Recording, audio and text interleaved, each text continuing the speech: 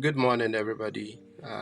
It's your host, Dr. Banda Khalifa, coming to you live from our studios with my co-host, Ope. So, as you may be aware, today is a special occasion.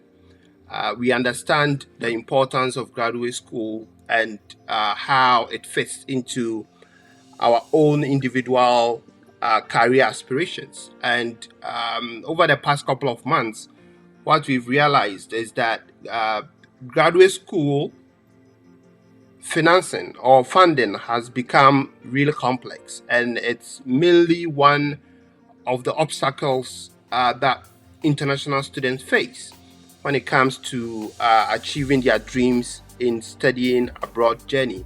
So today we've assembled an extraordinary panel with a special co-host to kind of dive deep into the options available to international students who are coming to, for example, do their masters in public health or even their masters in other fields, to let them know the options available.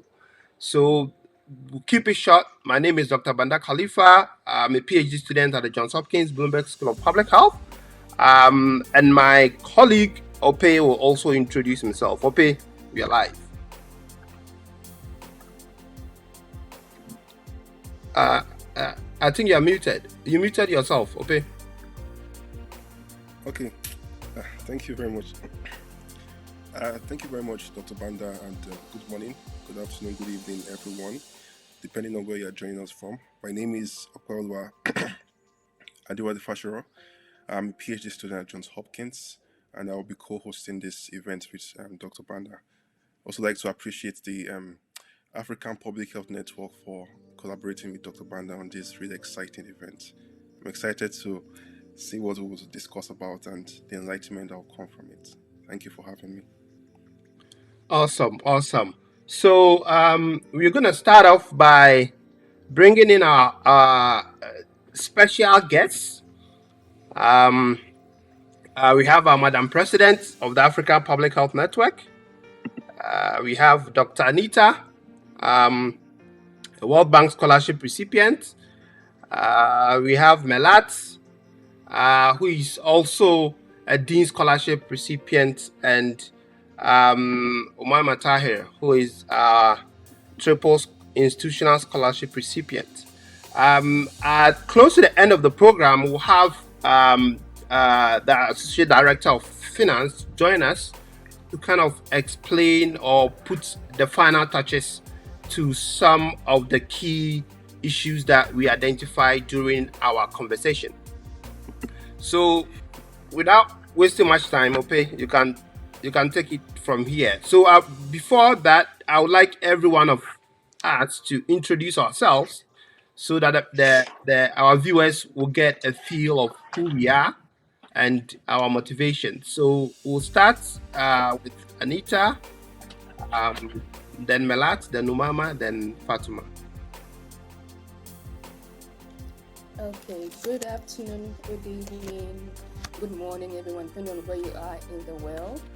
As you Banda rightly said, I'm Anita Powell, a Johns Hopkins alumni, physically the Bloomberg School of Public Health. I finished with an MPH last year. I am a previous Joint Japan World Bank Scholarship recipient, and I currently serve on the Medical Advisory Board with the International Society of Remote Medical Practitioners. I'm looking forward to a fruitful discussion with everyone. Thank you. Awesome. Welcome, Anita. Melat. Right. Hi, everyone. Good morning, good afternoon, good evening, depending on where you are attending these live sessions from. I'm a full-time MPH student at Johns Hopkins Bloomberg School of Public Health.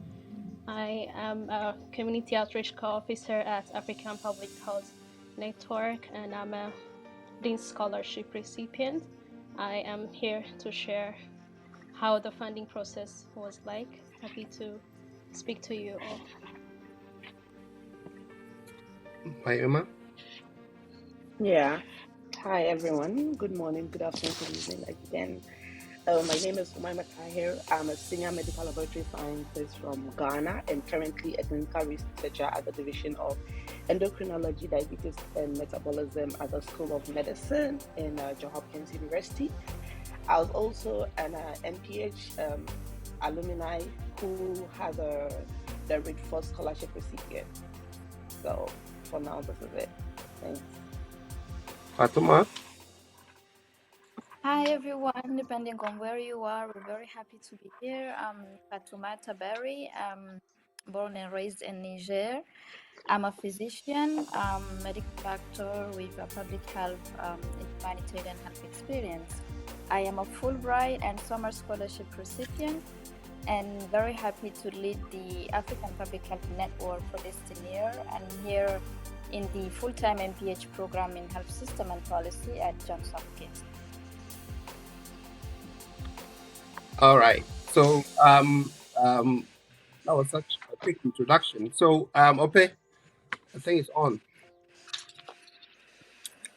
Yes.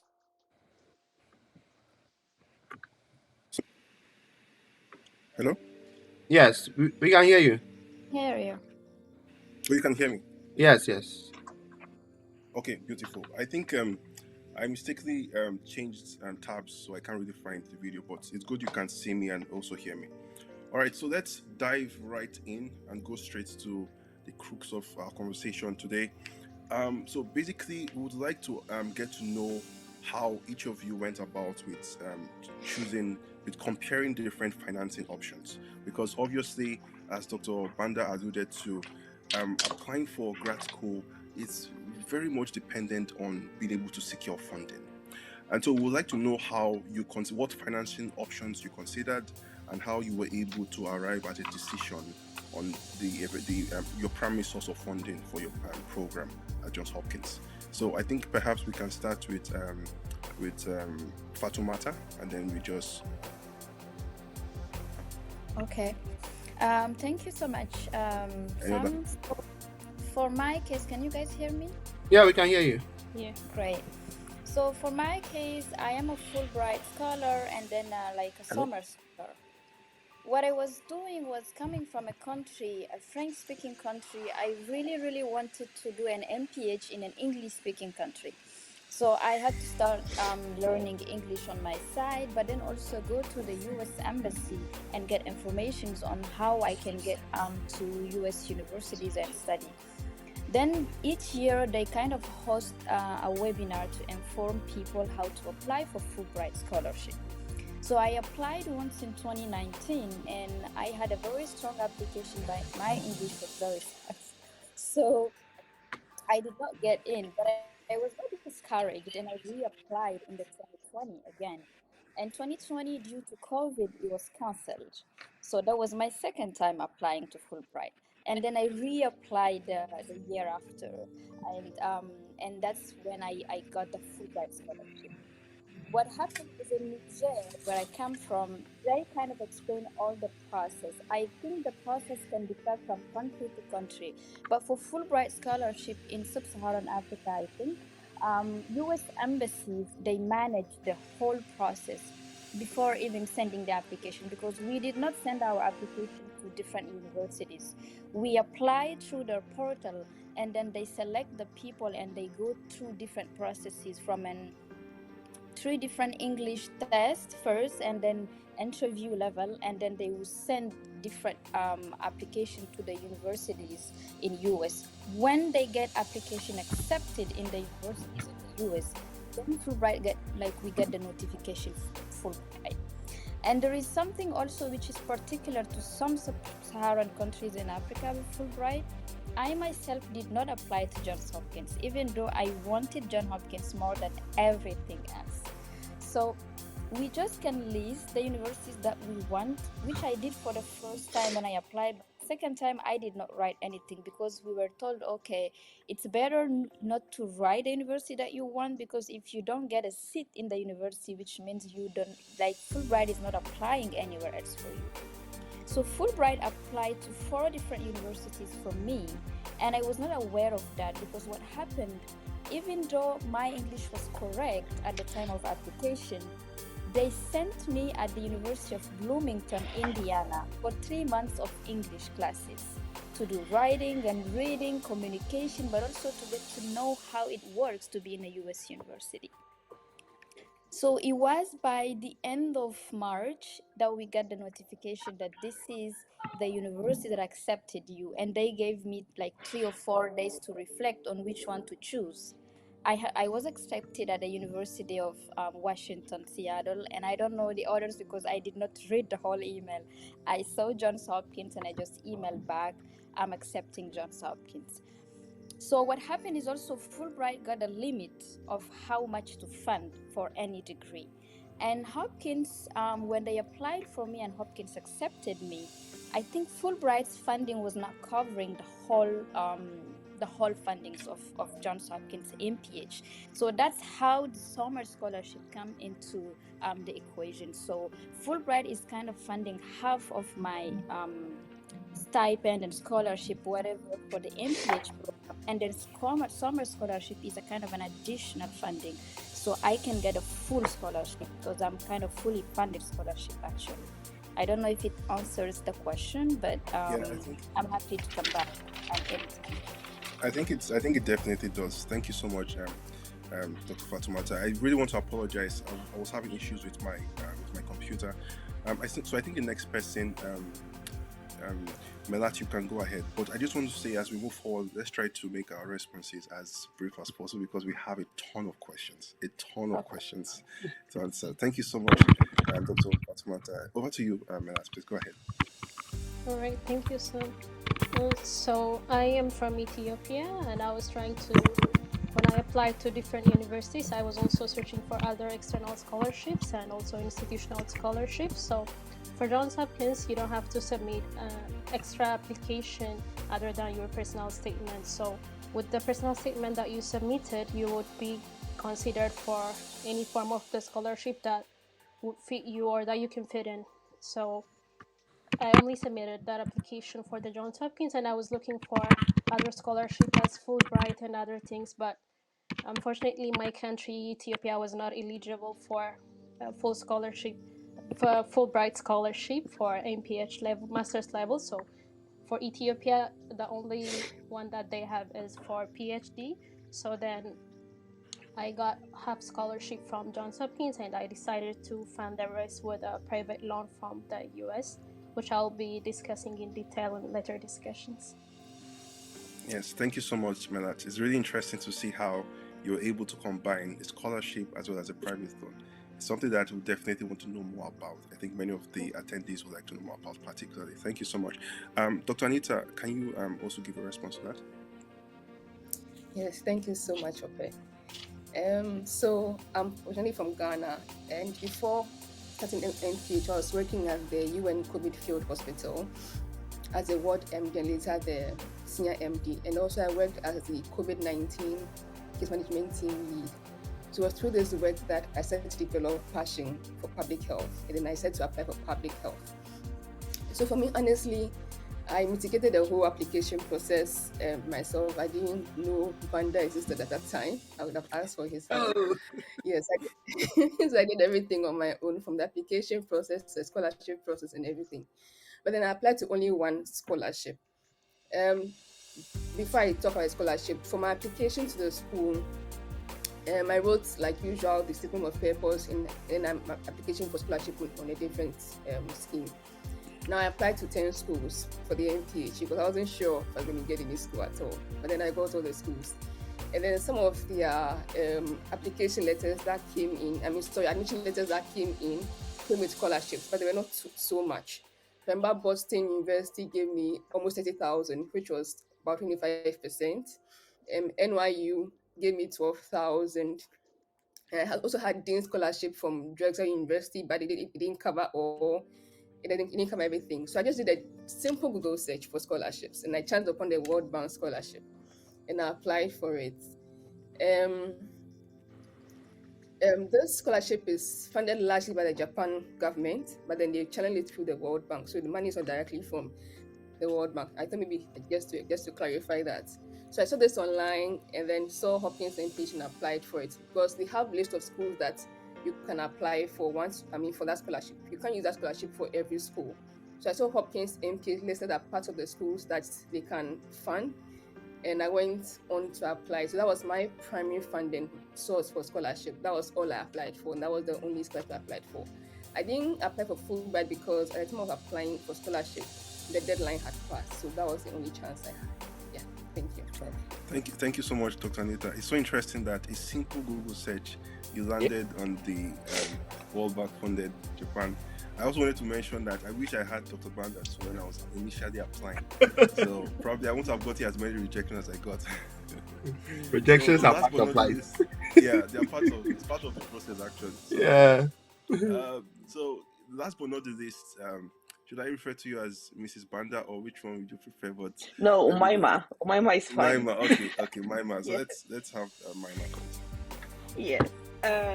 So hello again and thank you. Well, for me, I would say that I didn't know. Yes, even though Banda existed, I didn't know much about the other like Fulbright scholarships and other ones. I didn't really know much about it. So for me, my statement of purpose, my CV, my like general first steps to application mattered a lot. And that I would say yes, with the assistance of Banda, I gave in my all to that, right?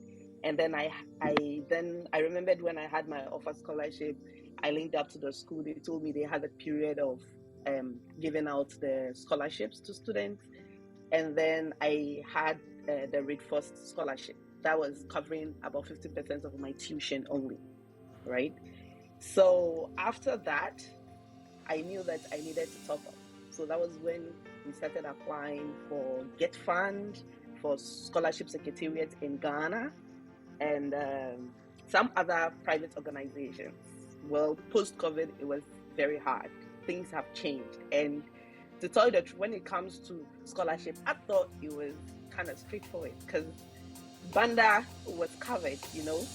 I remember it was a bit relaxing, so I didn't know that it could take like a whole different approach for me. So Get Fund, I had a negative response. Scholarship Secretariat was back and forth. Finally, I couldn't get it.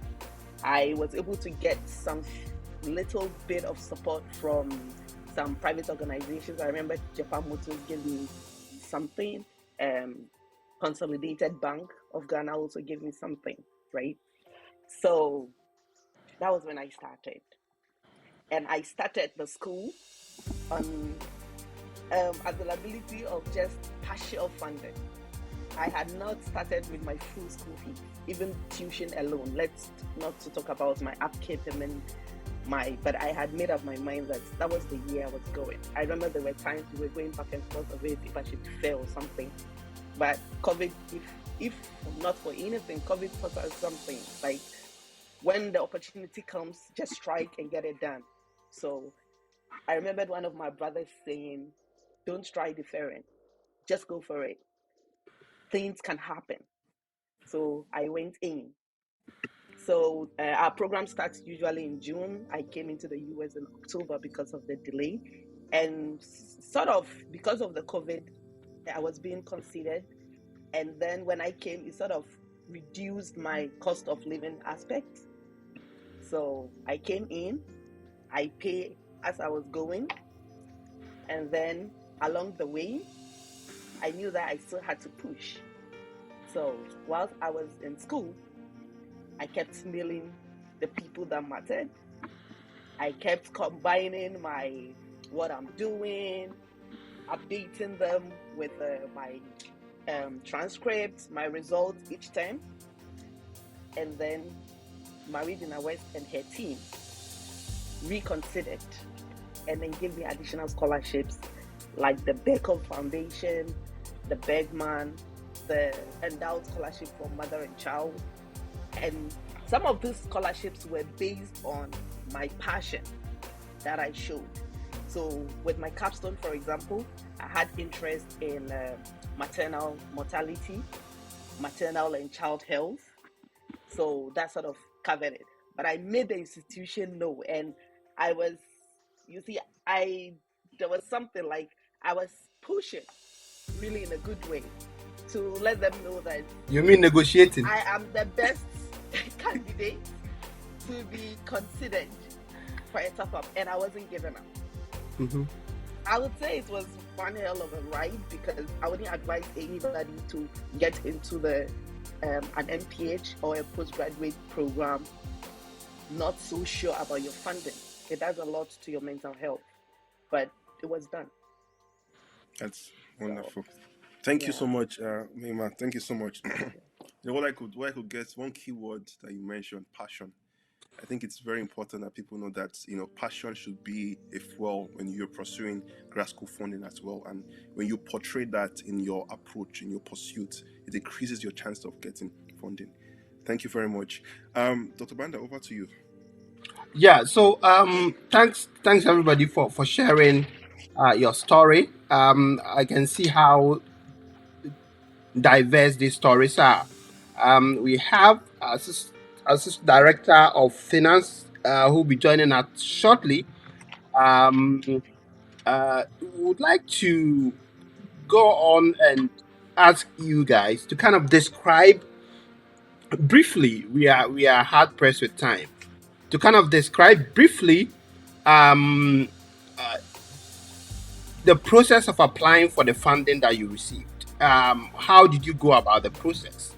And tell us whether there are any particular upcoming deadlines or any requirements that these scholarships need. So we'll start with Fulbright, then we'll go to World Bank, then at the other institutional scholarships, Dean Scholarship, and then with Frost and the rest. Fatima, I think you're muted, or you can't. We can't hear you very well. Oh, sorry, can you Maybe. hear me? Okay. Yeah, Yeah, I I can. can hear Yeah, you. sorry. So I was saying for the case of Niger, Fulbright process is very different depending on countries. But for my country, from Niger, and so most of the sub-Saharan countries where they have, the process starts with the U.S. Embassy publishing, I think around January, the deadline to apply for the first road. And when you submit the application, it's I think the same type of application as like a grad school application because you have statement of purpose, you have a resume, you have to show so much passion in it, and transcript and all the documents that they want. And you need also, from my case and from French speaking countries, to show them that you have a proof of knowledge of English at certain level, and then you apply then, and after they will do some different steps, and then when you get at the last step, you get an interview and they will send the application to different universities. They send it to you, but it's very important at the first time application to put all your passion in, because this is what they're going to send to the university. It's actually, I know it's in December, for instance, the deadline, December 1st for Hopkins. So the application you should be writing to Hopkins in December 1st, you should write to Fulbright in the very first beginning, because this is what they're going to use to send to the university. And the process is very long, like from January, and then 2 months later, first exam of English, another exam of English, a third one, then the TOEFL. Some countries ask the GRE, which was waived for my case because of my MD, and then the interview, and then if they want to send you for English classes, they call it the pre-academic training. They will send you 3 months in different US universities just to nurture the English. And then from January to I think March next year, you get the information that you got accepted in certain universities. So this is the process actually. We can't hear you, Dr. I think Banda. you're muted, so. Yeah. How about the World Bank? Awesome story, Fatima. Anita, share with us how you made your application so strong, because I've heard a lot of people say, "Oh, World Bank, you apply, you don't get." So tell us how you got it. So for the World Bank, I think there's a little change now, but then back then anyone could just go online and get the link and apply. So that's what I did. I went online, got the link from online, and then applied. But now I understand that the link is no longer available online and it's being emailed to individuals by schools if they qualify for the scholarship. Mm-hmm. So back then, I saw the link online and I applied. But before I started the application, I went online and then got a document, the same website, which had the guidelines and requirements. Which, I mean, if anyone is on this call and hasn't gotten that and wants to apply, please go get that document and read everything thoroughly because it's very important. The least mistake, you can't be denied the scholarship. So I read that document thoroughly before application. My time, the deadline for applying was 21st of May. But then by the 8th of April, I had finished everything and I submitted my application by 8th of April. Now you need 2 referees for the scholarship. These are people that you could have worked with, and you should have seen how you work in terms of whatever you're applying for. They should see a link with with a referee as your boss or supervisor and what you want to apply to do in the university.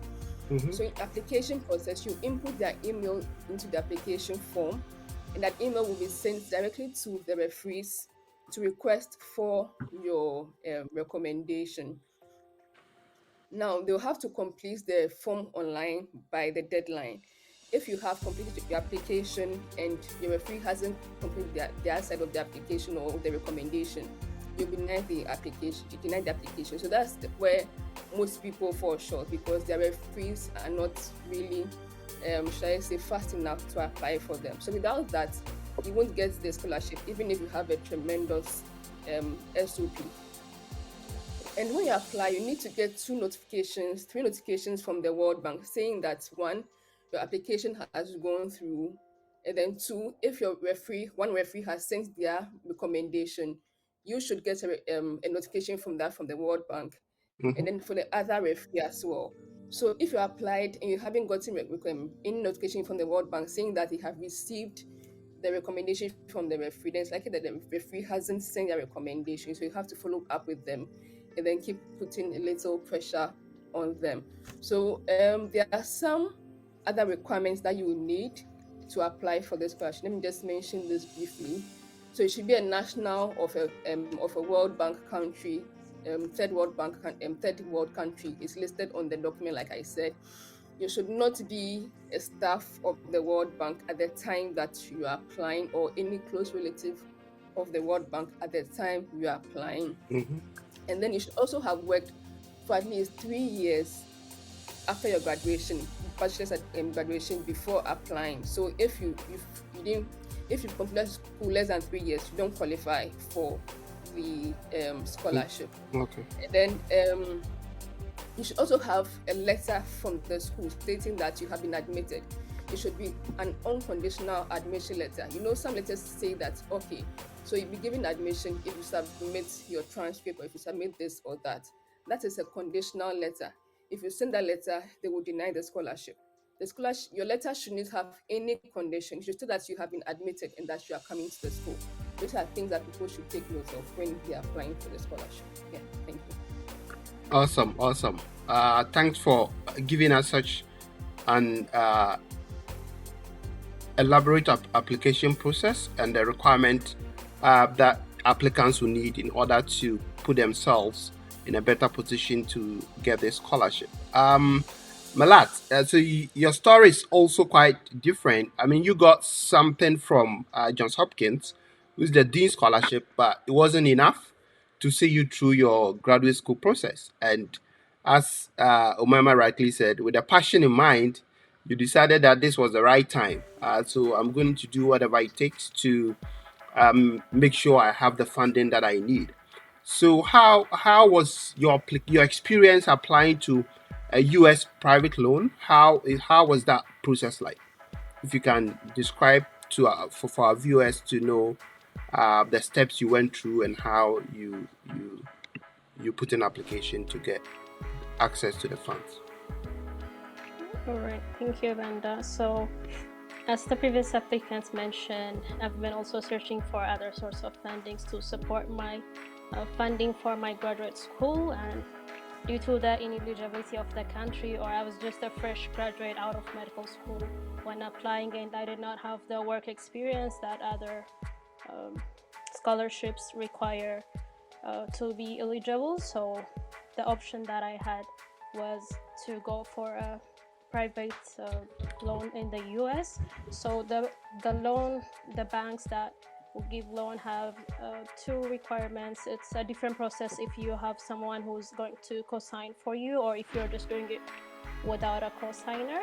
And when you're doing it without a co-signer, it's a bit tough as compared to when you have a co-signer. Luckily, I have a co-signer in the US, but even if you don't have a co-signer, I think Empower is the only institute that I know who can give a loan without a co-signer.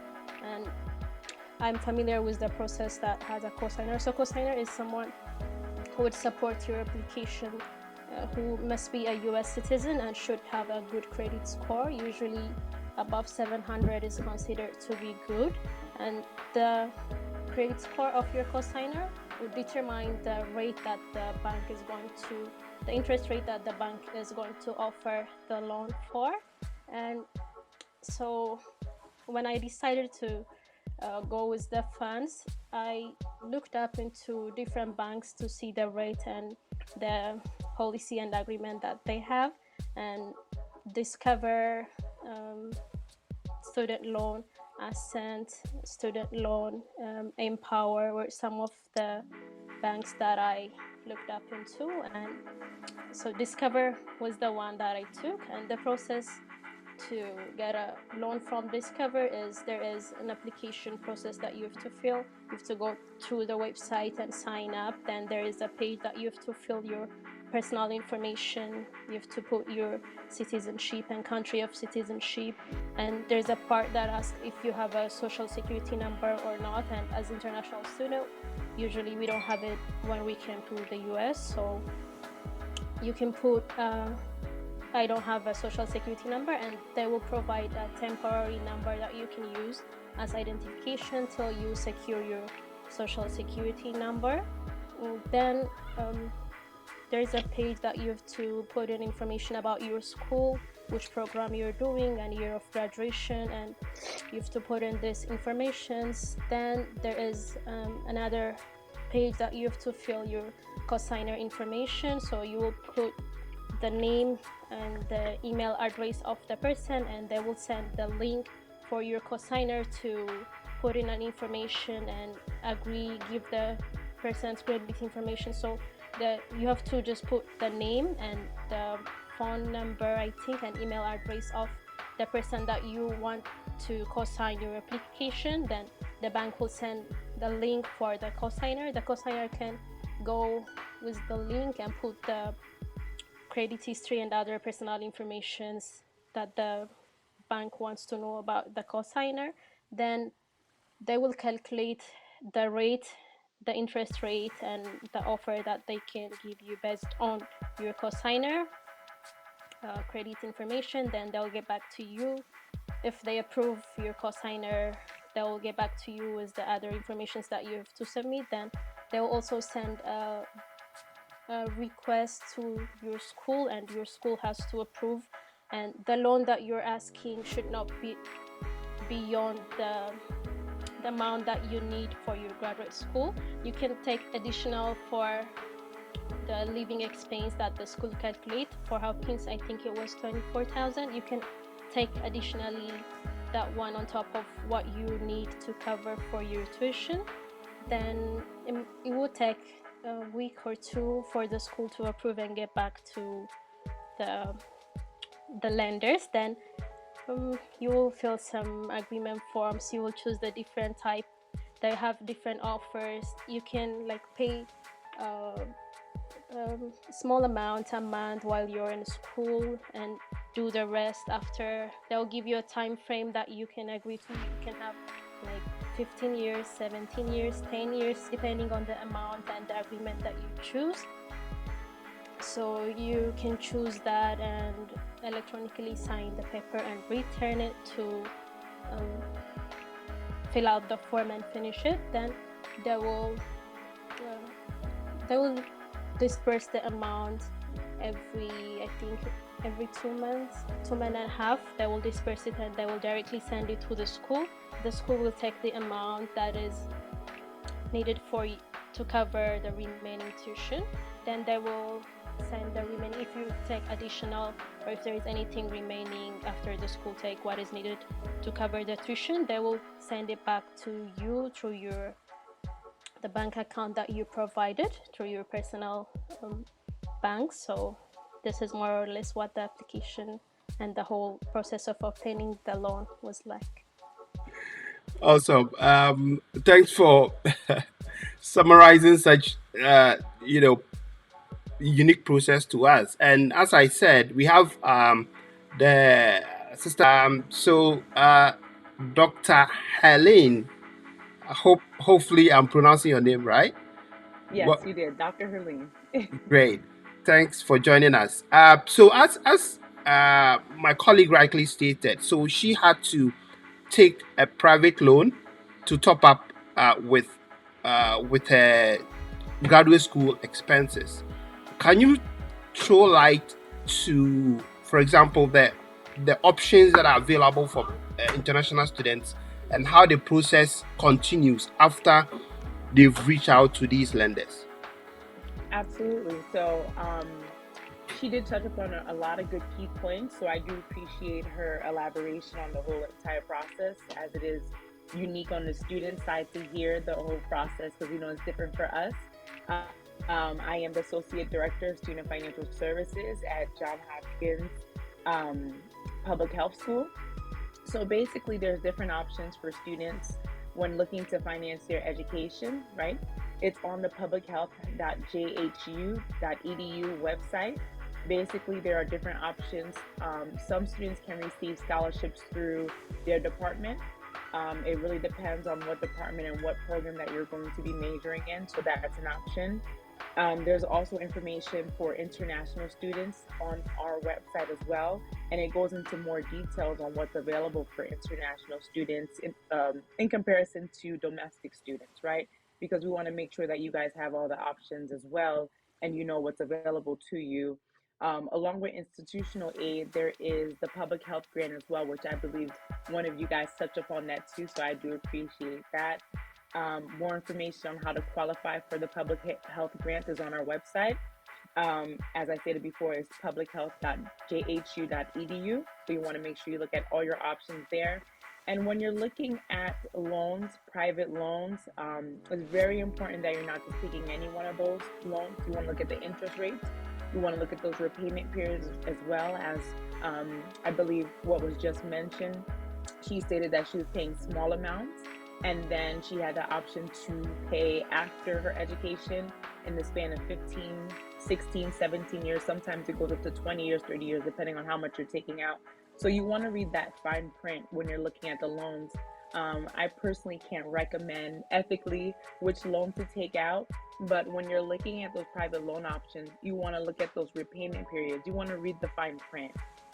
It's very simple. When you go on our website, you want to go through Select, and you want to pick Johns Hopkins Public Health, and then it shows you all of your loan options. It kind of gives you an overview of your different options and the interest rates, and then you can kind of see which one you can apply for. And depending on your eligibility, as already was stated, through your credit history or your cosigner credit history, then you'll have different options available. We also have a funding source guide, and what that funding source guide does through our website gives you a list of all scholarships that are available.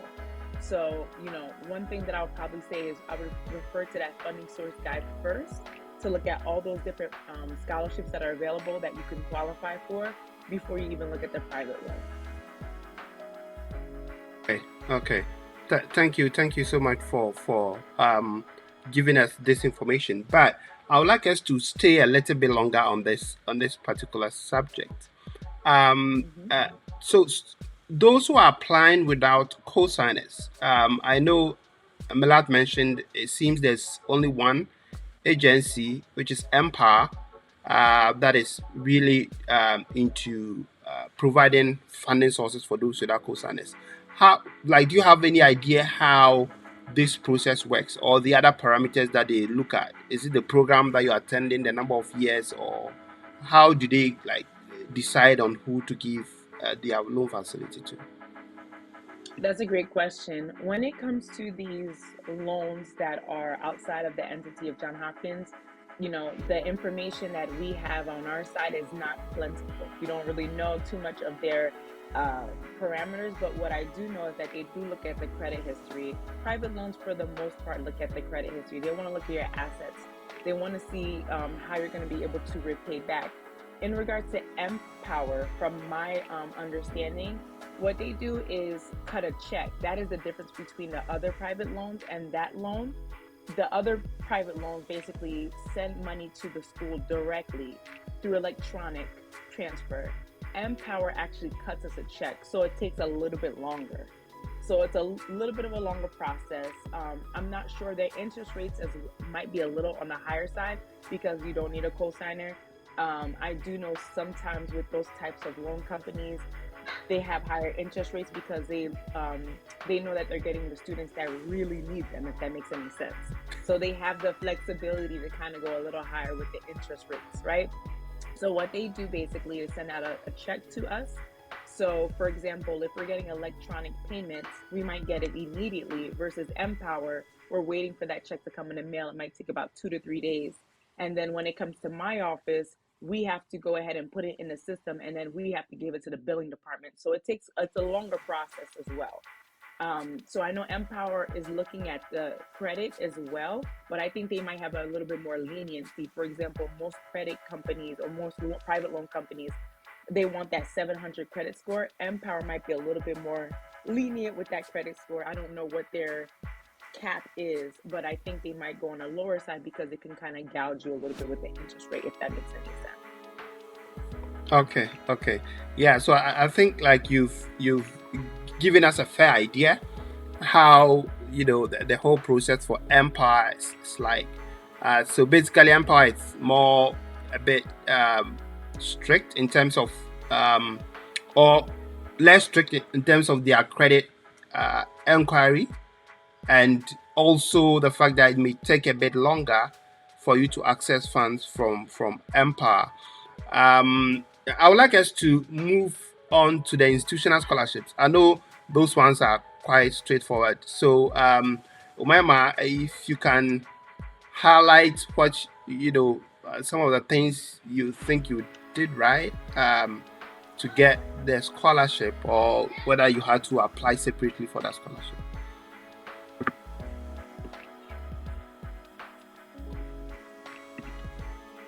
Yeah, we can hear you. All right. Okay. Thank you. So, like I said earlier, right? The scholarship process, the institutional scholarship process for John Hopkins that I accepted and then started with, I didn't need any additional documentation. I just accepted the offer and then made the institution aware that I was in need of a scholarship, and they were also in that process of giving the scholarship out to deserving students. So that was how I got in first with the Red First. And I believe that your application process, how you go about it, the content, where you capture your own story, all matter. And I don't know if there is something like, maybe it's after the program that I'm now seeing, oh, so there are actually resources that guide people to, like, so many available resources that guide us to how we should apply with a strong application that should give you a higher chance for scholarship.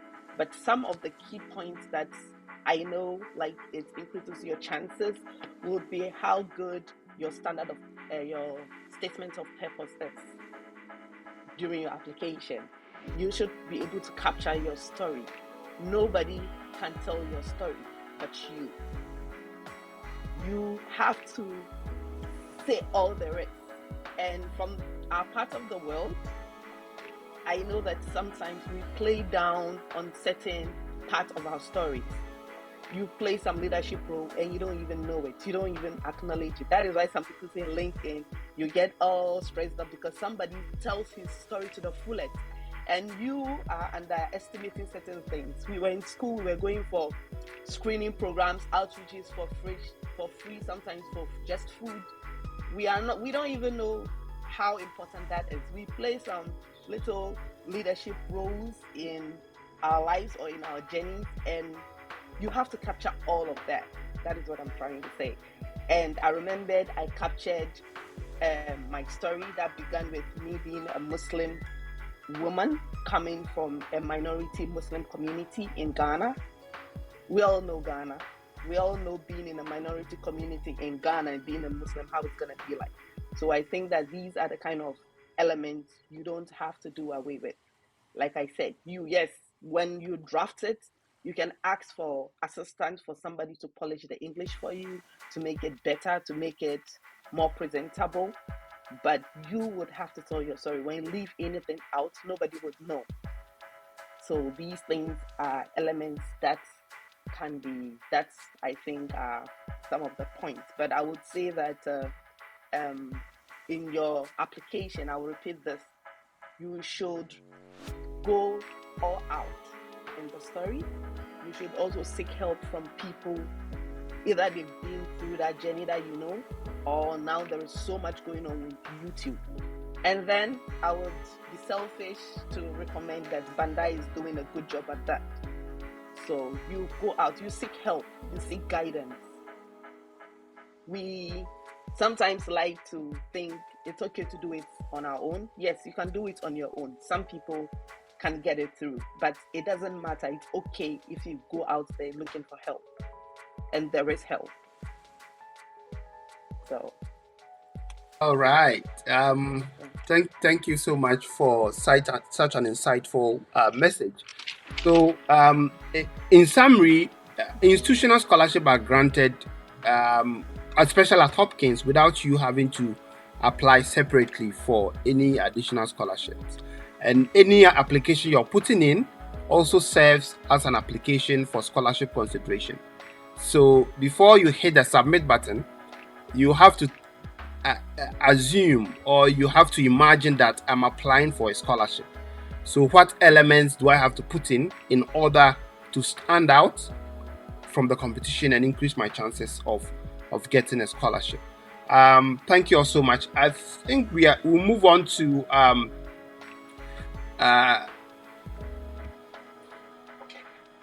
yes, Mama. Sorry, I just feel like the audience need to also know that there is something that maybe it's not too common, but it's done. When you enroll, when you're able to get a chunk of the scholarship and you enroll in, because that happened with me and one other person in an international school, right? That you can still pursue for some internal scholarship or institutional scholarship whilst you are doing the course when you need that help. Because when I was going in, it was just the Red Cross scholarship I had. But my capstone, I opened myself up to let them know that I was still in need of scholarship. So my capstone also gave me the chance to have another scholarship, my interests, even some of the electives I took.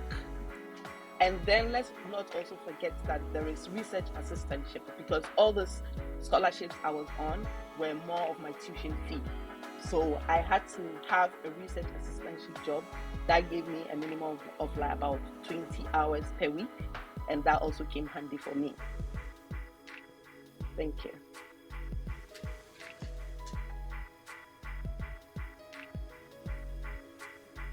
Dr. Banda, you're muted. I think you're muted. Okay, I think it's on you now. Okay, for me, right? Yes. Okay, wonderful.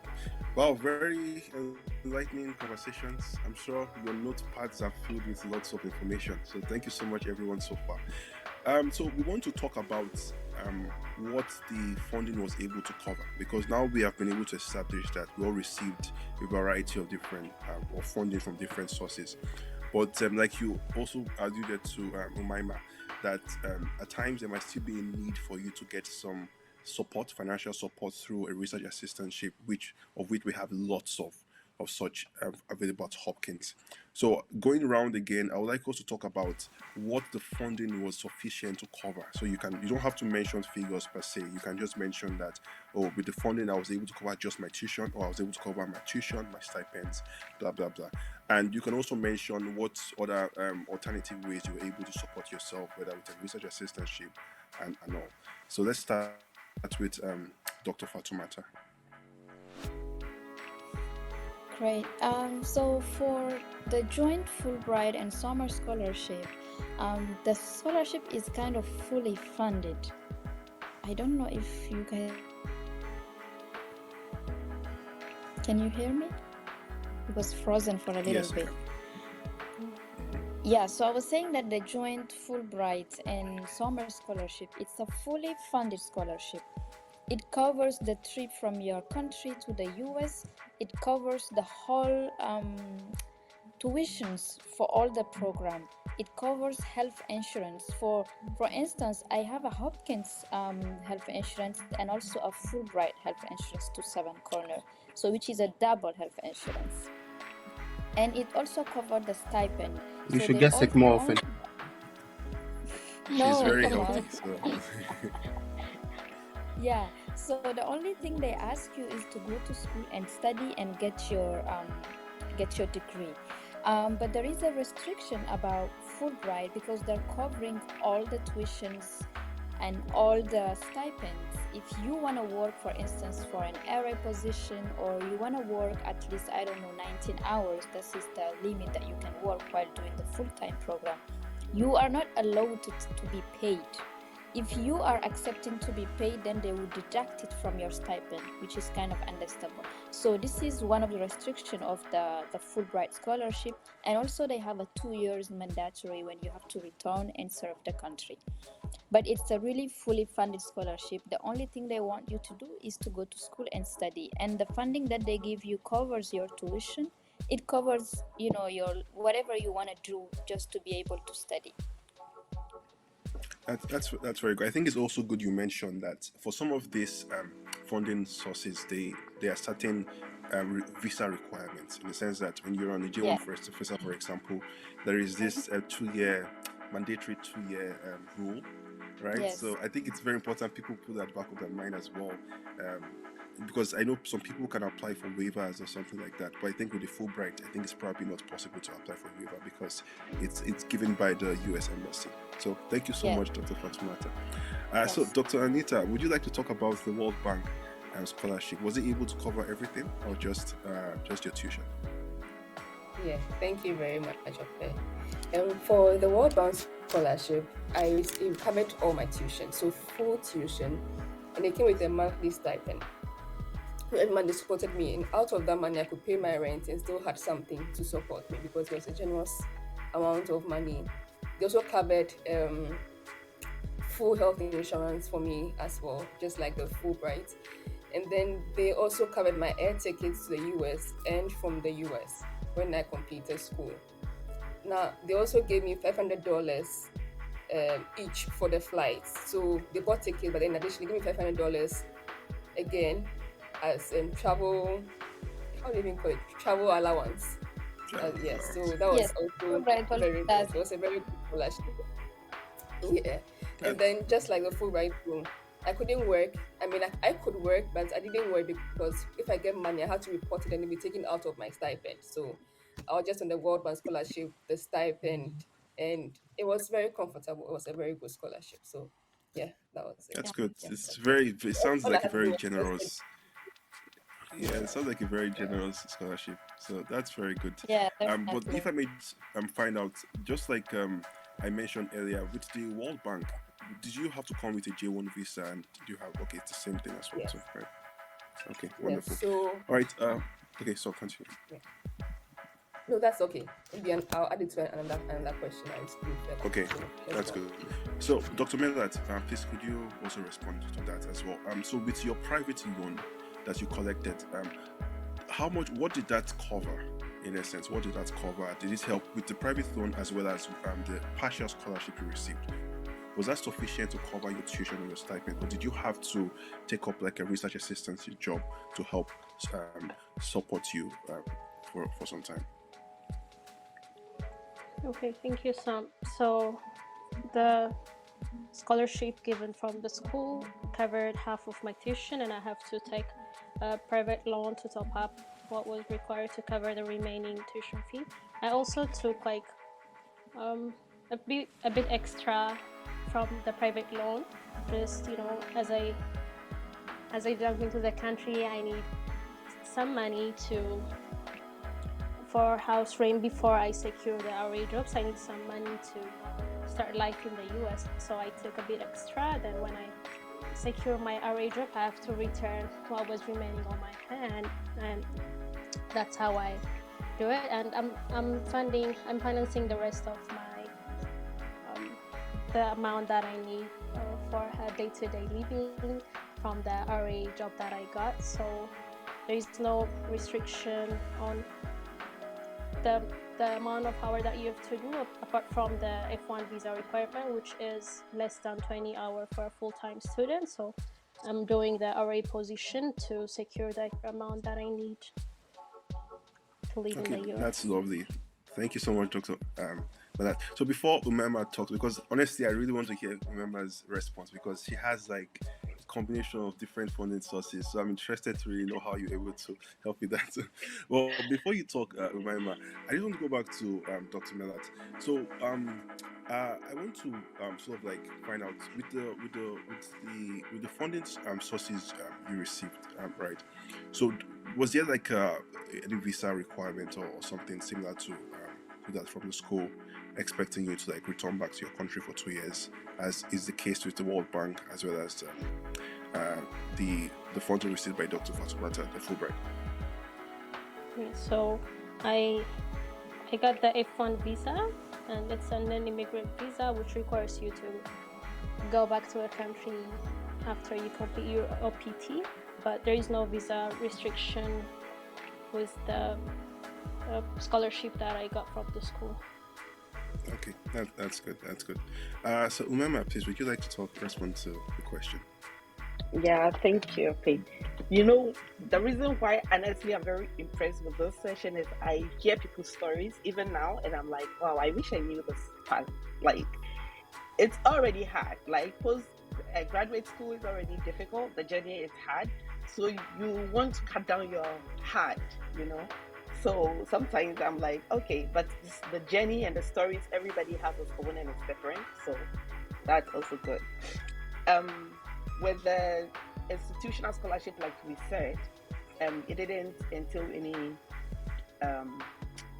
it was mainly for tuition. All the 4 that was officially stated is for tuition only. There was no stipend, there was no tickets, whatever. So, like I said, the Japan Motors and the the Consolidated Bank of Ghana also gave me their support. But because by then I was not done with my tuition, somehow I felt like my tuition was the most important. Let me get here, and even if I have to cut down my budget, I'll do it, right? So everything was packed, even with the private organizations in Ghana that assisted. Everything was added to the tuition, and I needed to prove to also the school, even though I was asking them for more, I needed to prove to them that, look, I went out there and I searched, and this is how much I have covered. So I was very transparent with any little thing that comes in. But I must say that with me, I also had a very strong support from the people around me, the family, my in-laws. I was, in fact, particular person. I remember that I was telling my brother that Mima, now I am begging, and he was like, you know what, you were begging for a good cause, so just do it and get it done. That's how it was. I was on people's necks saying I was in school and this is how my scholarship is and blah blah blah. I was doing that, and then like I said, my research assistantship, I didn't take that money for granted. It was very good for me. It helped, and yeah, so I think wonderful. That is what I was saying. Dr. Bana, before you take over, I also call you Fatumata. I wanted us to address the whole research assistantship application process. So basically, anyone can respond to this. How easy was it for you to find a research assistantship position at Hopkins? Okay, so yes. Well, from my part, it was easy. For my part, it was available. Like periodically, you do even get emails listed where the opportunities are there. Some are unpaid, some are paid, some come in like how shall I even say? Some come in like a voluntary kind of job, but I was really looking for the paid ones, and there were a lot of options. So That's wonderful. Thank you so much, Mama. Dr. Fatumata, you raised your hand. Please go ahead. Yes, so for the area positions, as she said, it was very easy. I was also, because I knew I wouldn't be paid, but I was looking for the experience. So I got just following the emails that they sent, like periodically saying this department is looking for an area. And then if it's on my interests and aligned with what I want to do, you just send a CV and sometime a cover letter, and they reach out and with an interview, and then you get in. It's very very easy, and you got emails periodically, so you get to choose what you really want to work on. I wanted just to mention that the summer scholarship not only cover like jointly with Fulbright, like tuition and everything, it also gives some leadership academic training that goes with the MPH training. So we have like periodic sessions of seminars and different topics, meeting also with really world-renowned leaders in public health. Especially the name Sommer Scholarship is coming from Alfred Sommer, whoever got an MPH at Hopkins took classes in the Sommer Scholar and the Sommer room. So it's really also giving us some leadership training all the way from the beginning to the end of the MPH, and very valuable classes and seminars with world-renowned leaders that we got to really ask questions and learn from the leadership and get mentorship for. And this is absolutely relevant. That's why I wanted to kind of highlight it. Awesome. Thank you so much, Dr. Fatumata. Dr. Banda, you can go ahead with the next set of questions. we can hear you. I think you're muted, sir. I think we are a bit behind time. I want us to have some time and take questions from our viewers. But before we do that, I would want to ask a couple of short questions to I don't know if Associate Director is on. Okay. So she's back on. So yeah, so Dr. Helen, my question is basically to find out how much loan can you apply for as a student? Do you have to, for example, stay within Hopkins budget for tuition and stipend? Can you add any additional expenses? For example, say, oh, I'll need books, or I'll need this laptop, or I'll need this. Can you add all these costs to the loan that you're applying for? Yes, sorry about that. My phone acted up, so it disconnected. So I do apologize for falling off the call. But yes, that's a great question. So there's a cost of attendance that built into our budget when it comes to tuition, and there's also indirect costs. So we have tuition, we have room and board. Then there's indirect costs that are kind of built in the budget to drive that number a little higher. So you have some spending money. For example, we have a budget set aside for books and supplies. We have a budget set aside for transportation, room and board as well, insurance that you guys get through the school as well. That's built into your cost of attendance. So basically, it depends on your status as a student, whether you're full-time, three-quarter time, or half-time. Your budget might fluctuate and it might change. The budget breakdown is also on our website. It kind of gives you an idea of what your budget looks like for 9 months or for 11 months as a student, and it breaks down from full-time, half-time, and three-quarter time.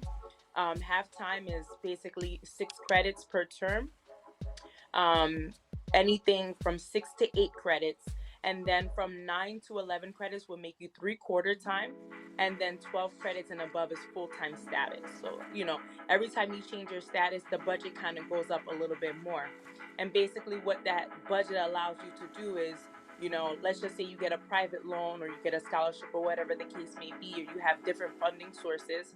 Once your bill is taken care of, if you decide that you need additional funding, whether it be a scholarship or a loan or whatever other resources you have, as stated previously, what the school will do is cut you a check let's just say all your expenses are covered, and then you would get a check to cover everything else. So you have wiggle room and you have the ability to borrow or to get as much as you need that will cover your tuition plus. So this will drive up, like I said, from before, the cost of attendance. So for example, for a full-time student taking 12 credits for the full entire year, your budget will be $113,043, right? So anything that you get for your tuition and books and things of that nature, is once they're covered up front, like your direct cost, which is tuition, once that's covered, your indirect cost is still in your cost of attendance. And when you get that check cut back to you, you can go ahead and take care of what you need to on the backhand. But what we do is up front, we think of your living expenses and what they might look like an average. Basically, we include that so the student can have that spending money, and what we call it is the cost of attendance or your budget, which you can see the breakdown online. Okay, thank you so much for that detailed description. I remember in your initial submission, you made mention of the fact that there are certain obligatory payments even whilst you are in school, and then subsequently you can pay the rest in a certain number of years. Can you just repeat those aspects? How much you expected to pay whilst you are in school, and then how long it will take you to complete the repayment process whilst you've completed? And do you have to, for example, get a job before you start paying, or immediately you graduate, you have to start paying? So I think if I understood you correctly, you're talking about the different breakdowns of direct costs and indirect costs. I think that was your first part of the question. Yes. So and I want us to know how is the repayment process for the loan. Perfect. Got So it. whilst you are in school, do you have to pay a minimum amount? And once after graduation, how long does it typically take for you to pay back your loan? And whether it's tied to you finding a job opportunity before you start paying, or immediately after school, you have to find a way of paying. Okay. Yep. Perfect. Understood. So yes, while you're in school, when I was talking about the cost of attendance, it's broken up into direct costs, which would be your tuition and your health insurance, your matriculation fee, which is what you get up front for your first year, for your first term here. Those are your direct costs. The indirect costs, as I stated before, was what we would predict for your transportation fees, your books and supplies, and things of that nature to drive up your cost of attendance, and then that would give you the remaining balance as a refund check, and it goes back to you. In regards to your repayment period when it comes to loans, that's going to depend on the loan provider. That's going to vary, right? So for example, Empower, right? We talked about Empower before, might have a totally different repayment period. As you know, one of you guys stated before, your experience was you were making some payments while you were in school, and then you have to sign a contract, or you sign a contract afterwards, basically saying that for the next 15, 17, 16 years, you would pay a monthly fee every single month to pay off that debt. Every loan provider will be different. Some loans would require you to keep making payments while you're in school. Other loans will allow you to not make any payments while in school. That's going to depend on the loan, the private loan. Like I said before, you want to make sure when you're taking out any private loan, you read the fine print, because they will tell you upfront before you sign off what their repayment period policy is, right? Being an international student, it's a little bit different than it is for a domestic student, because under domestic students, they have federal loan guidelines. What the federal loan allows you to do is you don't have to make any payments, and your payments are deferred until after school. Some private loans follow the same type of standard, but many do not. Many want you to make payments while in school. Some of them might say, you know what, maybe you make payments for 1 year, then you can stop your payments and then sign a contract for X amount of years. Other loans will, ask for no payments at all, but you might have to pay more in a longer duration of time. So, it really will depend on the loan that you take out, and that's going to be dependent on the credit score too. because if you have not so good credit score, your co-signer has a not so good credit score, they might ask for higher interest rates and they might ask for repayment immediately. If you have a pretty excellent credit score, they might let you make payments later on and smaller payments, and you don't have to pay so much back, or your interest rate might be lower, if that makes any sense. So that really will be dependent on the loan. With private loans, it is kind of like a little bit of a gamble. So, it's not the same like federal loans. So it's going to be case by case. Okay. Okay. You've, I think you've given us a clearer idea about how this whole process works. I'd like us to take some few questions from our audience. Ope, do you have access to LinkedIn comments? Otherwise, we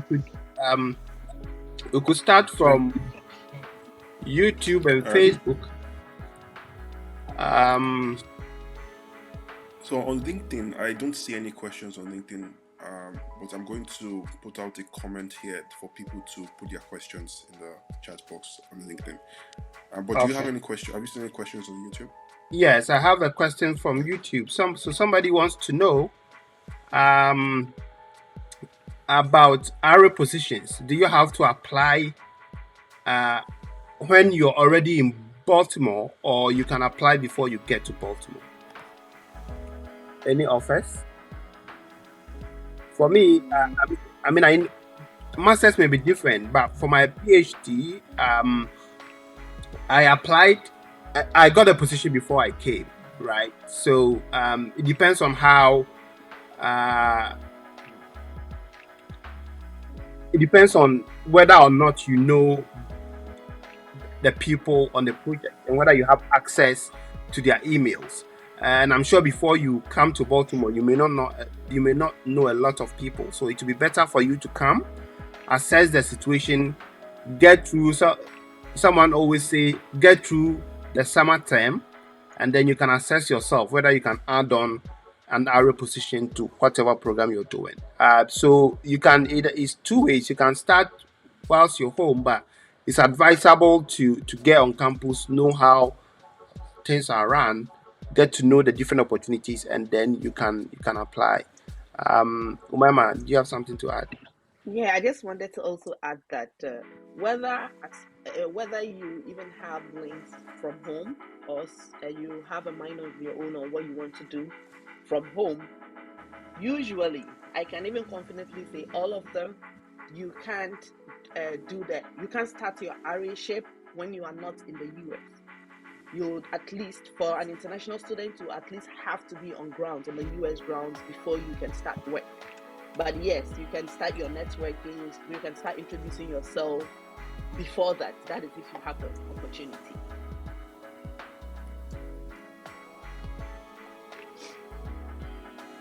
Yeah, what I wanted to say is that sometimes there are a lot of area positions that we even don't see in those emails that they send to us.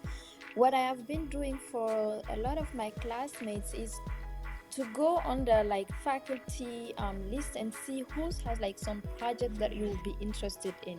Even if the area position is not posted, you can email the teacher or the professor saying, I have this interest, I've been working on this topic, and I'm really interested if there is any area position where I can fit in. So if there is an area position coming on, before even they send the email to the school, the teacher can reach out to you. Some of the area positions, they even don't post it. My first area position was not posted in the email. It was because of a school event that I attended to, and I networked, and then the teacher knew I speak French, and they had projects in some French-speaking countries. This is how I got the first area. So it's really looking for those emails, reaching out directly to the professors. It's really important.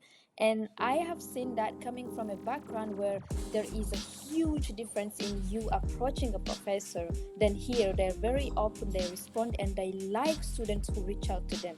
Where I come from, you don't kind of just reach out to the professor like this. So take advantage of that. Write an email, be concise, and tell them what's your story, like shortly what you're interested in and how passionate you will be to work on this project or any project that they're doing because you love their work. And they will reach out. If there is any position, they will reach out, they will call you, or they will refer you to another of their colleagues. So really don't hesitate to reach out and be concise on what you're looking for. They will know and they will reach out to you.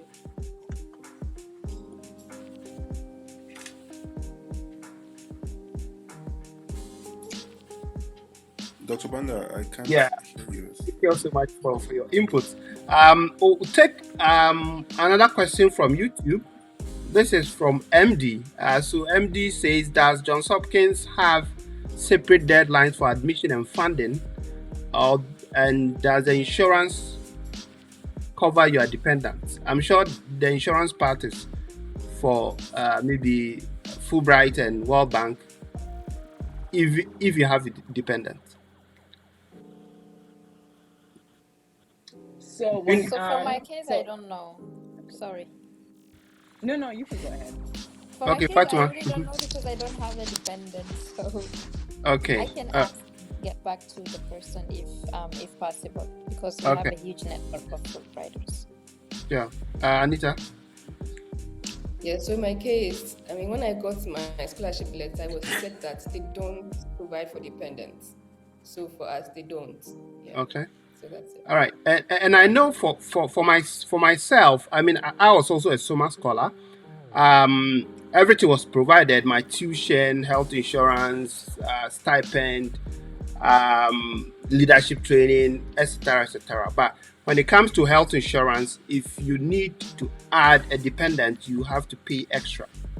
So even with a Sommer Scholar, with a Sommer Scholarship, it only provides it provides only for your health insurance. But if you want to add a dependent, you would have to top up a little to cover for your dependent. So no, you wouldn't get everything free like that.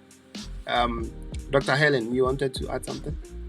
Yes, just looking at the first part of the question where it says, does Johns Hopkins also have separate deadlines for admissions and funding? So yes, there's deadlines when it comes to applying to Johns Hopkins. That all of it is online. You want to make sure you're exploring when you're looking at our website. Again, it's publichealth.jhu.edu. I don't know the admission dates off the top of my head because that's still on the admissions department. But basically, when you apply to Johns Hopkins, just as previously stated, you're also applying for the institutional aid that is already there. So they're not separate applications, they're one of the same. So when you're applying for admissions and being admitted, you're basically applying for institutional scholarships as well. So they're the same application. There's same deadline for that because you're applying for them one and the same. And once again, to echo the insurance coverage for your dependents, I can also talk about the insurance that's provided through Johns Hopkins. They do not cover dependents. It's just covering the student. It's the same with any type of university. When you have insurance from the school, it is just covering the student. Okay, thank you so much. And we need to take this question. I think it's critical. This is from Samira Gunu. So Samira wants to know, if you apply for a private loan, do you get the cash before you get to the school? And if that's the case, what then happens if your visa is denied? That is a great question, Samira. So basically, if the loan is given before you get to the school, so what happens is when it comes to private loans, when you're applying for them, basically, me or the director of financial aid, we go into the private loan website and we do not certify any loan if you are not currently enrolled. So there's a process, right? There's a checks and balance here. So you can apply for the loan and it can sit there. And then when we go to certify it, we have to confirm that you are a currently enrolled student. So in this case, if you get denied the visa, you currently are not a student because unfortunately you couldn't come or you couldn't get here, then the loan will be denied. Oh, okay. So yeah, so that also answers the question that there's no way you can use a private loan to support your visa application because at that time you are not enrolled yet. So you have Correct. to be okay. Yeah, I think that makes sense. Okay. Okay, I think we've answered the question from Ogugwa. Is it possible to apply for research honorary before school? I think we've gotten that. So, We have some appreciation from Ayeni. Thank you all for the enlightenment.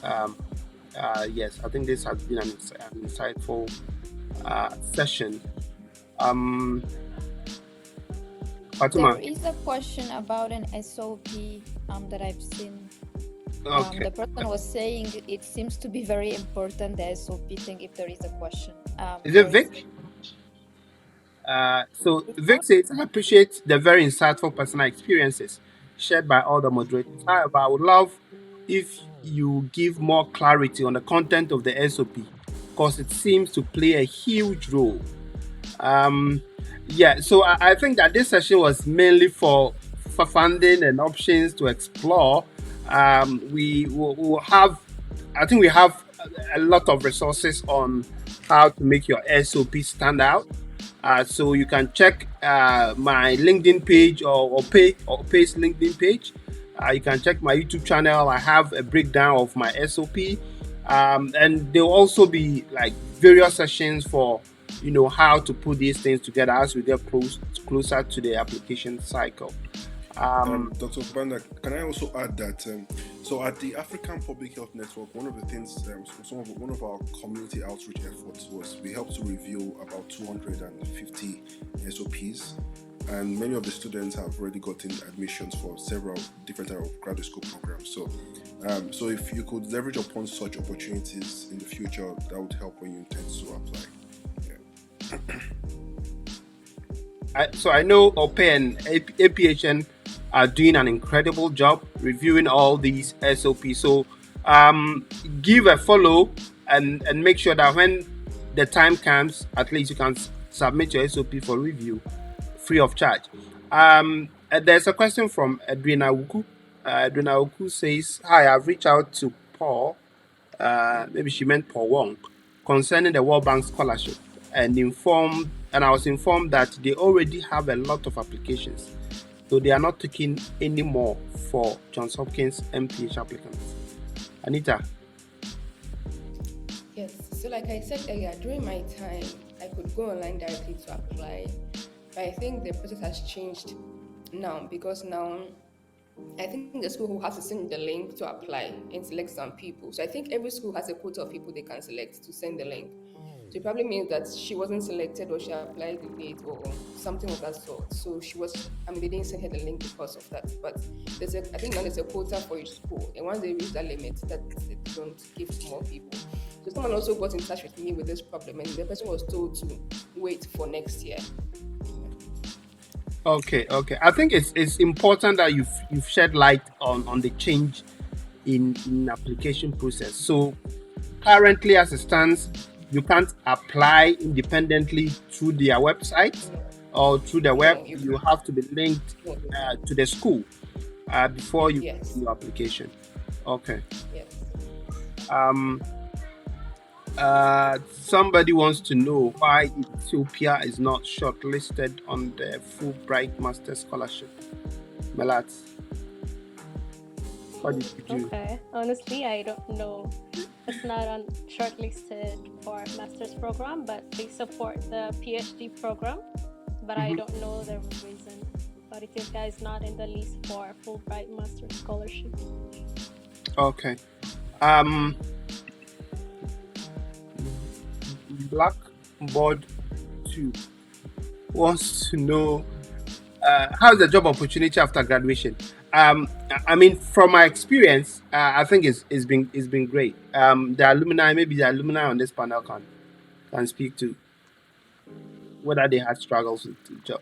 I remember discussing with my wife and telling her that eventually, if you're looking for a job, you'll get one. It doesn't matter how long it takes. Eventually, you get one. There is a lot. Yeah. At first, you would think there is none. When they start coming, it becomes a lot. You would actually need to know where your interest lies and what you are interested in. So that's the thing with from Johns Hopkins being an alumni. I would say that there are a lot of resources available. while in school and out of school when it comes to job. So if you are not careful and you don't have a good sense of direction to what you want, you may even get overwhelmed. And what you don't want to do for yourself is, after going for graduate school and all the challenges it comes with, to fall into a job that you don't even have passion for it. So you take your time, know your passion, select. You definitely get where you stand. And then, like Dr. Fatima said earlier on, you can also reach out to PIs, you can reach out to lecturers, you can reach out to people of importance that you need, and then show them your interest. There will definitely be a place for you.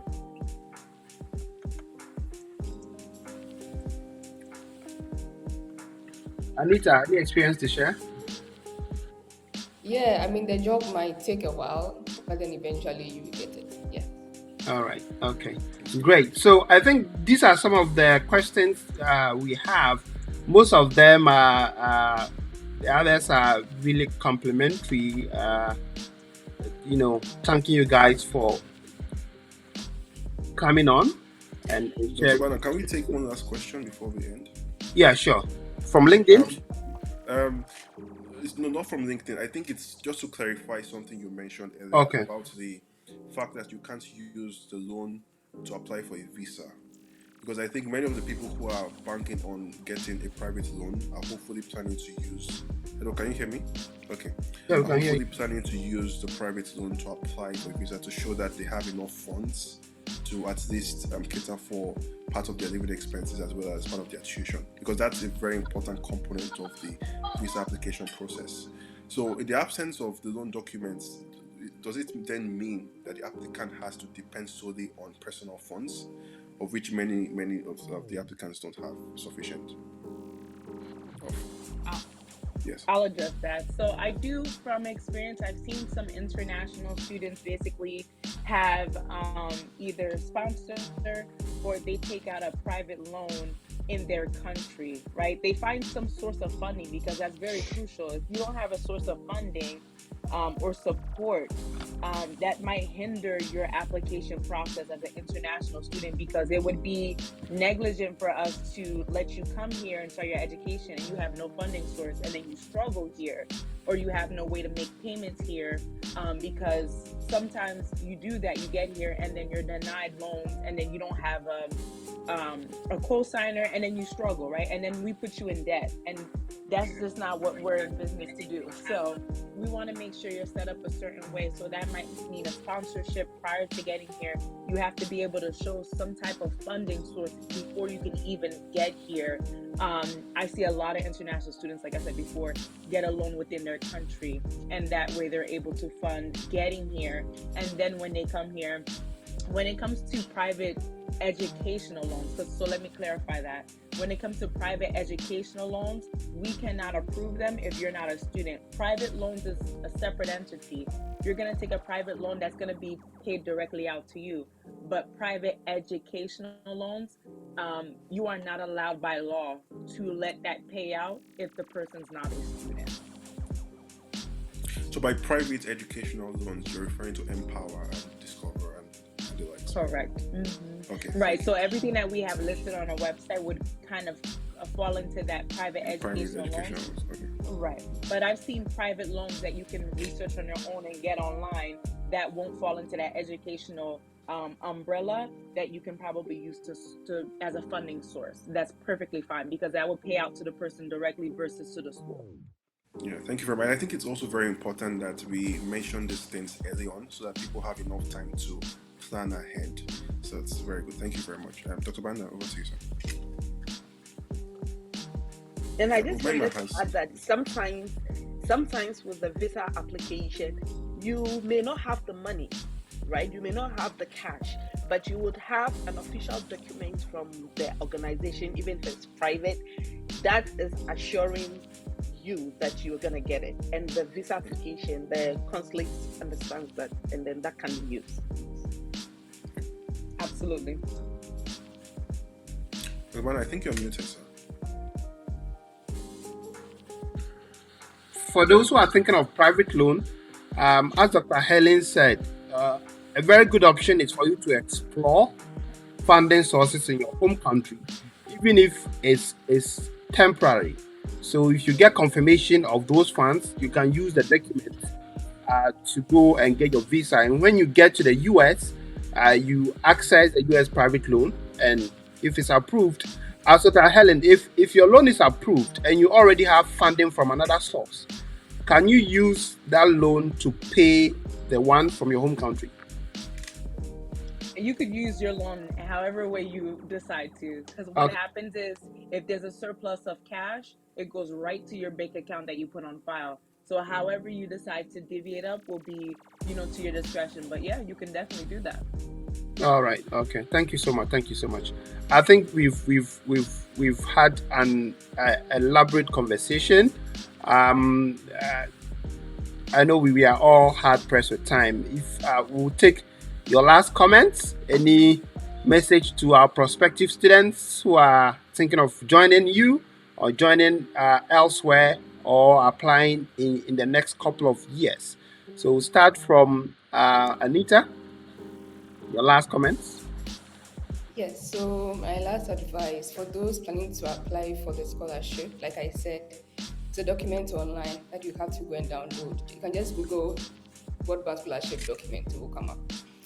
So you have to read that document thoroughly because it's very important.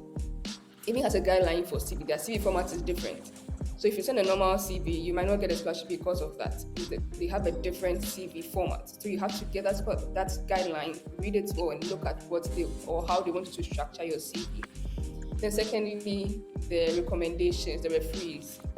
I mean, it's a very crucial part. You can have a wonderful SOP, but then if your recommender doesn't send or your referee doesn't send the recommendation, you're not going to get the scholarship. So that's also a very crucial part to also keep an eye on when applying for the scholarship. Yeah. Thank you.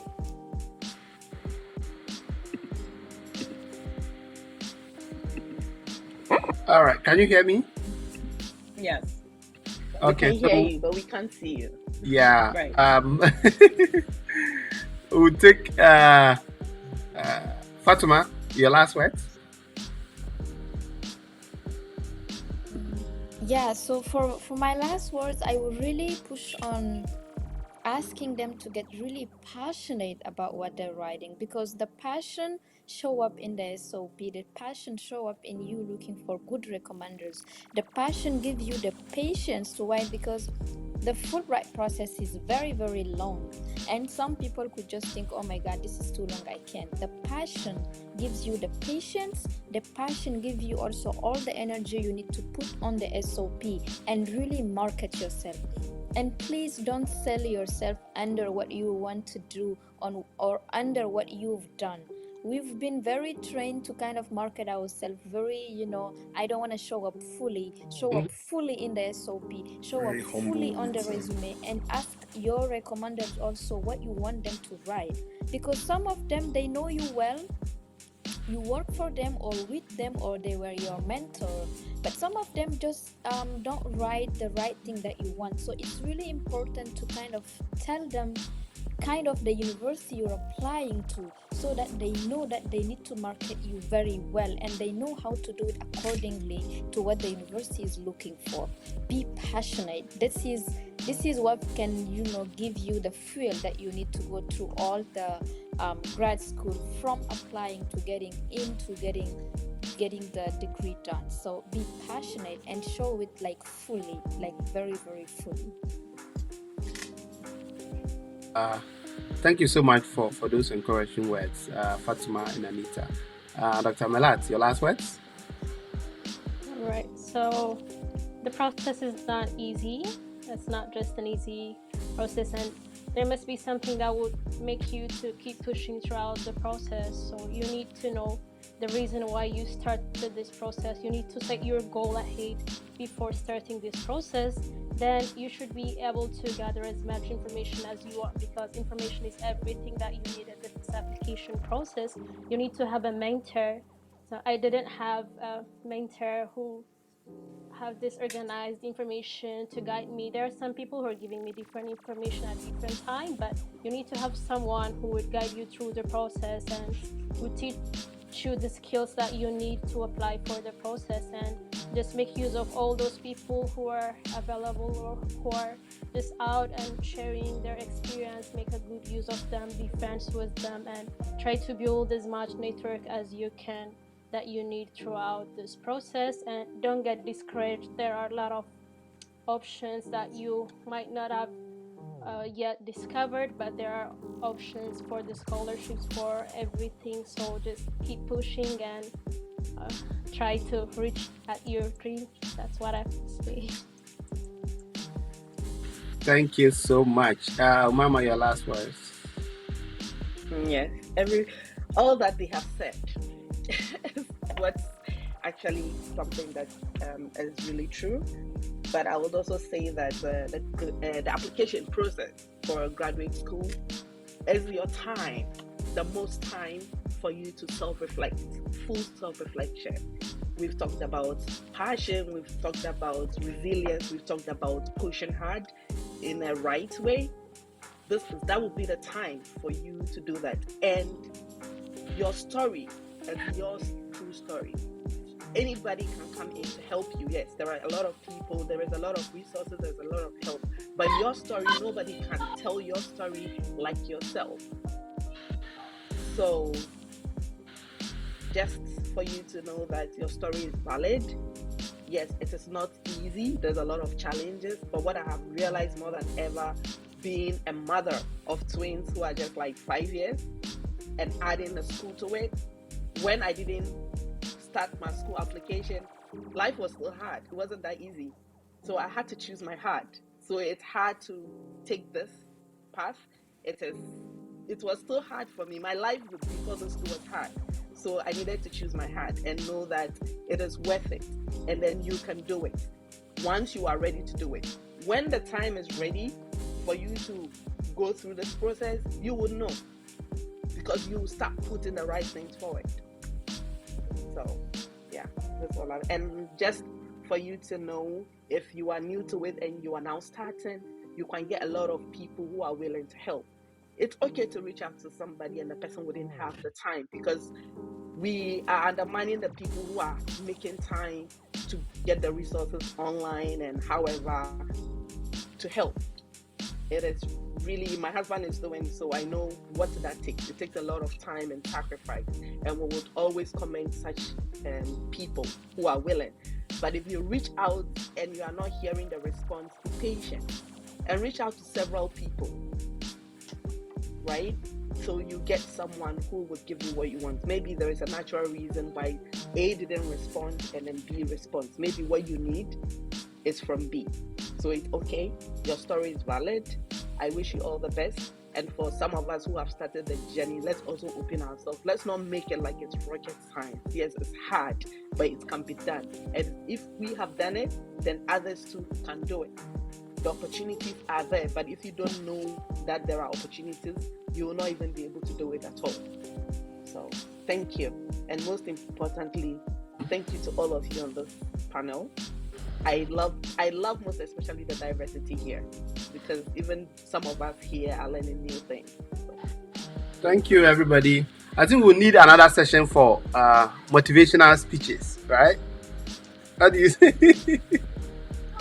Okay, so we'll take last words from Dr. Helen. Any last words for our international students who are looking for funding sources, or any general advice? Oh, absolutely. So definitely my advice would be to plan accordingly, right? Definitely know ahead of time how it is that you want to start the visa process and to get here, and to make sure that you have your fundings aligned, right? There's nothing wrong with being preparing ahead of time, and having your ducks in a row. Because as previously stated, I may have not gone through this educational process. I've gone through a different educational process. You know, schooling is hard. You know, at the same time, you're also a human being. You have real life happening to you, whether you're married, whether you have kids, you know, whatever the circumstances may be. You might even be a caretaker of your parents. You have to make sure that you have everything in line and in order. So when you get here, you're so focused or your heart is basically your education, and not your education and then worrying about finances. I cannot tell you how many times I've seen an international student come into my office basically sobbing, crying because they have no funding, and unfortunately they cannot continue their education with us. And it breaks my heart because that's not why I'm in this profession, right? So it brings me great joy to be able to assist individuals, especially individuals that look like me, get to where they need to get to when it comes to their education. So my best advice to future students or even current students at this point in time: plan ahead of time, tap into your resources, reach out to any one of us on this panel, do your research, look into scholarships. There's free money everywhere. So as we already discussed here, there's literally free money everywhere. At this point in time, if you're not tapping into that, it's because you don't want to. So definitely do your research, plan accordingly, and reach out to your resources. Thank you so much. Ope, I think I will leave you on for a while. So our guest, thank you for your time. I think you're allowed to leave if you want. Ope, I would like us to maybe go on with a couple of questions, maybe 2 or 3 minutes, try to engage our audience. So, I have a couple. Bye, Dr. Helen. I have some questions from LinkedIn. So someone wants to know.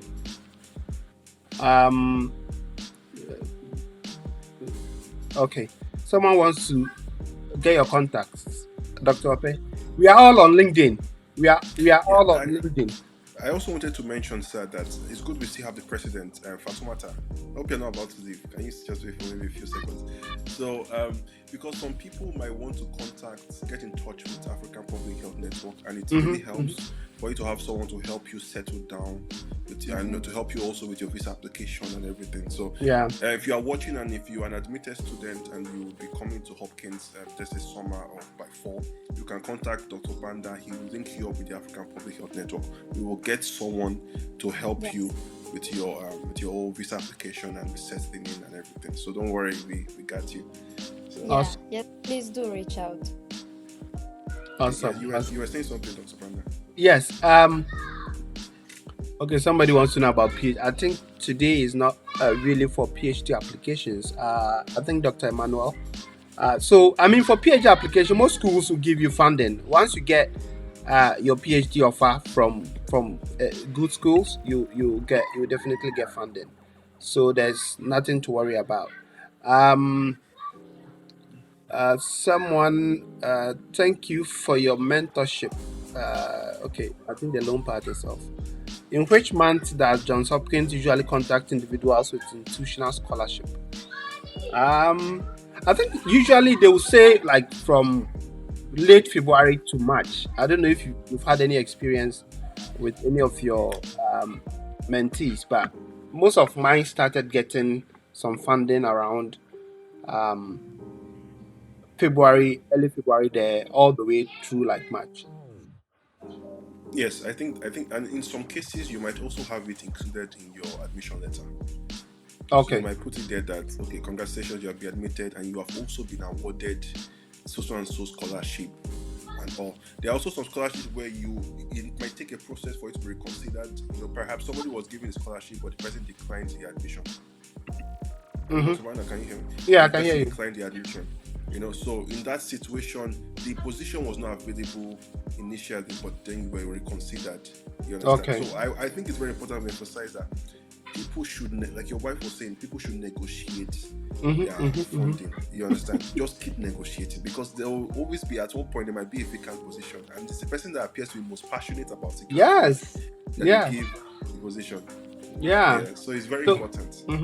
And you, what I've realized is that you have to be persistent, right? If you send one email and then you go and sleep for the next 2 months, there's someone who is constantly sending emails every week.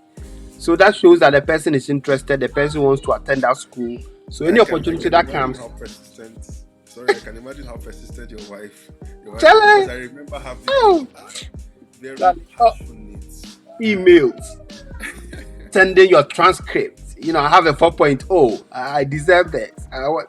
So I mean, these things help. Um. Okay. Somebody wants to know if they can apply to the World Bank Scholarship in 2 schools. I doubt that is possible. Somebody said, I'm I a think they can registered check nurse. the website. Yeah, I'm a registered nurse. Can I apply to Johns Hopkins and be considered for scholarship? A registered nurse. Yeah, he's Yeah, a I think registered you nurse. can be. I think it's all based on. It's not really a matter of like what you studied per se, because I've seen people who don't even have medical background still get a Yes. scholarship. You understand? It's more of like how qualified are you for that position, and how well can you package yourself to your personal statement. I think it's very good we re-emphasize that the personal statement is arguably the most important document for international students when they have to submit the application. Anyway, yeah, I think this has been a very useful session. Dr. Manda, a lot of people are asking about your mentorship. Would you like to talk about the mentorship? Yeah, so I mean, so myself and Ope, we are all in the mentorship, drive. If you want to really follow me to get info on what I share most of the time, it's on LinkedIn and on my YouTube channel, Dr. Banda Khalifa. You can subscribe if you haven't. I've also come out with more like a cohort of mentorship where I've selected a couple of students that I want to mentor throughout the application cycle. That application has ended. So unfortunately, we can't take on more because I don't want to increase the numbers so that I wouldn't have that. The quality of the mentorship. Exactly. So, but what I've said is that whatever I discuss with that team, if it's not very sensitive information, I would share the same content online. So in our Zoom meetings, I may be recording our sessions, and then afterwards, I'll share those Zoom interactions online. So you can follow along and get the same level of quality mentorship that I'm giving those that I've selected. But unfortunately, I can't officially take you on as a mentee, but you can still be a mentee from a distance. Yeah, and I think it's important that the audience know that, I mean, you are not a superhuman. You are a PhD student. Say it again.